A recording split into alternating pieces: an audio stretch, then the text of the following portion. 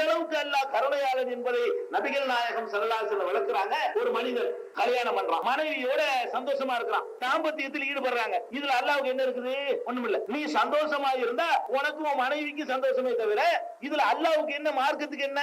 ஒண்ணுமே கிடையாது. நபிகள் நாயகம் ஸல்லல்லாஹு அலைஹி வஸல்லம் சொல்றாங்க, ஒரு மனிதன் தன் மனைவியோடு தாம்பத்திய சுகம் அனுபவிக்கிறானே அதுக்கு அல்லாஹ் கூலி தருகிறான். அதுக்கு அல்லாஹ் கூலி தர்றானா? அப்ப நபித்தோழர்கள் கேட்கிறாங்க, அல்லாஹ்வுடைய தூதரே இதுக்கே கூலி தரணும்? அவன் தேவைக்கு அவன் போறான், இதுக்கு வந்து அல்லாஹ் பரிசு கொடுக்கணுமா? என்ன தொழுவா செஞ்சுட்டா, நோம்ப வச்சிருக்கிறான், என்ன அடுத்தாள் வாரிய வழங்கி விட்டா, அவன் தேவைக்கு அவன் போய் இருக்கிறான், அதுக்கு வேற கூலி கொடுக்கணுமா என்று நபித்தோழர்கள் கேட்கிறாங்க. அப்ப நபிகள் நாயகம் ஸல்லல்லாஹு அலைஹி வஸல்லம் சொல்றாங்க, அவன் இதே தேவையை ஒரு தப்பான வழியில அடைந்தால் தண்டிக்கப்படுவானா இல்லையா?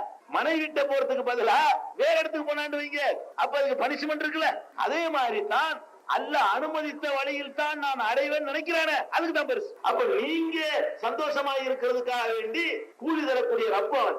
எவ்வளவு பெரிய அருள் பாத்தீங்களா? இவ்வளவு வாரி இவ்வளவு கருணை உள்ள அல்லாஹ் இருக்கும் பொழுது என்னத்துக்கு இன்னொரு இடத்துக்கு போறீங்க? எதுக்கு விளையாட்டு கேக்குறீங்க? நீங்க சோறு தின்றதுக்கு கூலி தர்றாங்களாம். எந்த அளவுக்கு சொல்றாங்க நபிகள் நாயகம் ஸல்லல்லாஹு அலைஹி வஸல்லம், உன்னுடைய மனைவியின் வாயில் நீ ஊட்டி விடுகிற ஒரு கவலை உணவு இருக்கிறது அதுக்கு அல்லாஹ் கூலி தர்றான். எதுக்கு?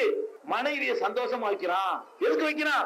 எனக்கு பயந்து கொண்டு நான் கட்டளையிட்டதற்காக வேண்டி, அழகிய முறையில் வாழ்க்கை நடத்துன்னு சொன்னதுக்காக வேண்டி மனைவியை சந்தோஷமா வைக்கிறான் பாரு, அதுக்காக வேண்டி நான் கூலி தருகிறேன் என்று இறைவன் சொல்றான்னு சொல்லி நபிகள் நாயகம் ஸல்லல்லாஹு அலைஹி வஸல்லம் சொல்றாங்க. எதுக்கு இதை நான் சொல்ல வர்றேன்னு கேட்டா, நீங்க அல்லாஹ் என்ற ஒரு கடவுள் இருக்கும் பொழுது வேற வேற போக்கர்களை இடைத்தரகர்களையும் தேடி போய் கொண்டிருக்கிறீர்கள்.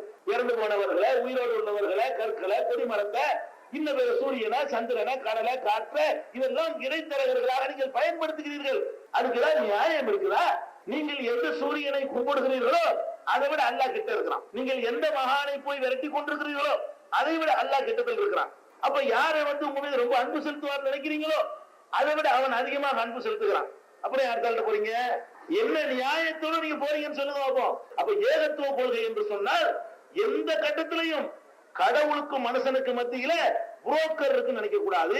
அல்லாஹ்வுக்கு மனுஷனுக்கு மத்தியில இடைத்தரகர் இருக்கிறார் நினைச்சீங்கன்னு வைங்க, அங்கதான் இடையூறாயிரும்.